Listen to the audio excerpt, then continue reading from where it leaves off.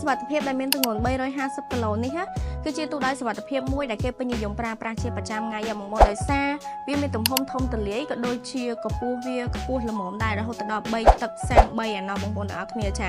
សម្រាប់ទូដែលខ្ញុំបង្ហាញជូននៅក្នុងវីដេអូនេះដែរគឺជា brand កូដវាបងប្អូនដឹងស្រាប់ហើយសម្រាប់ brand កូដវាយើងគឺជាផលិតផលរបស់ប្រទេសកូរ៉េសុទ្ធ 100% ដែលមានការធានាជូនត្រឹមត្រូវច្បាស់លាស់ផងដែរចាអញ្ចឹងខ្ញុំនឹងបង្ហាញជូនបងប្អូនទាំងអស់គ្នាជាមួយនឹងសភាពនៅក្នុងទូជាក់ស្ដែងតែម្ដងចង់ដឹងថា350គីឡូនេះវាមានទំហំធំទូលាយបែបណាអញ្ចឹងបងមក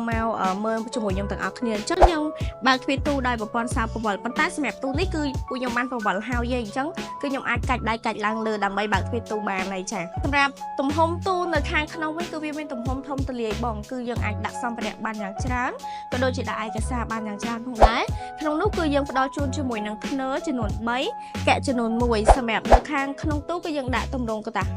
ឯកសារអត់រើសទម្រង់កតាឯកសារមកចង់ដាក់ទម្រង់កតាឯកសារអីក៏បានដែរចាមួយវិញទៀតសម្រាប់ធ្នើយើងគឺដំឡើងឬមួយក៏ថយអីតាមតម្រូវការរបស់បងបានដាក់ទៅលើក៏បានក្រោមក៏បាននិយាយទៅយើងមានកលៈដើម្បីរំកិលវាចុះឡើងបានចា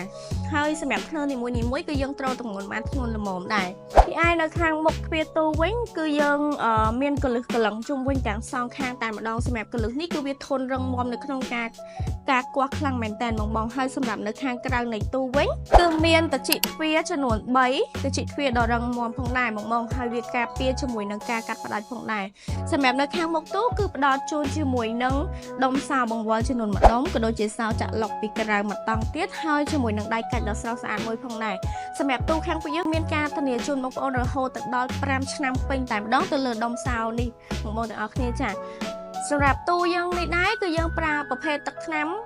ដែលជាប្រភេទទឹកថ្នាំបច្ចេកវិទ្យាចុងក្រោយគេបង្អស់គឺប្រភេទទឹកថ្នាំ powder coating ដែលអាចការពារជាមួយនឹងស្នាមឆ្កូតស្នាមប្រឡាក់បានយ៉ាងល្អផងដែរមួយវិញទៀតវាធ្វើឲ្យទូយើងមានសភាពភ្លឺអាឡូងដែលបងប្អូនមើលពីក្រៅមកគឺវាឃើញអាឡូងបែបហ្នឹងហ្មងបងប្អូនទាំងអស់គ្នាសម្រាប់សារៈសំខាន់នៃទូមួយទៀតនោះគឺអាចទប់ជាមួយនឹងកម្ដៅភ្លើងបានរហូតដល់2ម៉ោងផងដែរនៅក្នុងសីតុណ្ហភាពមួយដ៏ខ្ពស់រហូតដល់1037អង្សាសេសម្រាប់ប្រព័ន្ធសោប្រវល់នេះមានបងប្អូនខ្លះគាត់ថាពិបាកនៅក្នុងការប្រើប្រាស់ប៉ុន្តែវាងាយស្រួលនៅក្នុងការប្រើប្រាស់ជាងបងប្អូនទាំងអស់គ្នាចាគឺយើងអាចផ្លាស់ប្ដូរលេខកូដសម្ងាត់បានតាមតម្រូវការរបស់បងចង់ set ទៅខាងណាក៏បានដាក់លេខម៉ាន់ក៏បានដែរចា